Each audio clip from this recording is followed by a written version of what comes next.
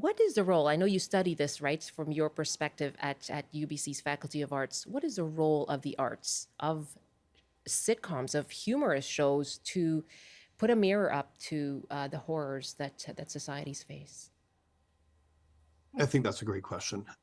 And different comedies work different ways, but MASH didn't have Norman Lear's hand on it, but I think it, with Mary Tyler Moore and all the Norman Lear shows, were all dealing with social issues. It's not that Lear was changing things single-handedly, but I think he might have been doing so most successfully, and across such a broad swath of things. But whereas the Korean War in MASH was really talking about what was happening in Vietnam. In All in the Family, we see a different response to the Vietnam War with Meathead, the son-in-law, being played by Rob Reiner, being against the war, and Archie Bunker trying inarticulately to defend it.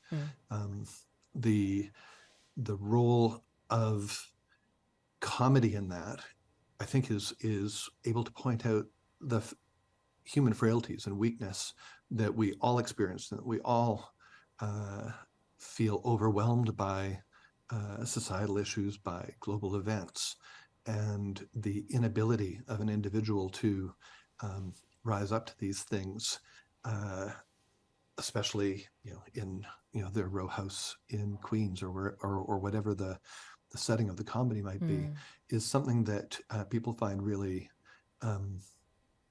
challenging and engaging.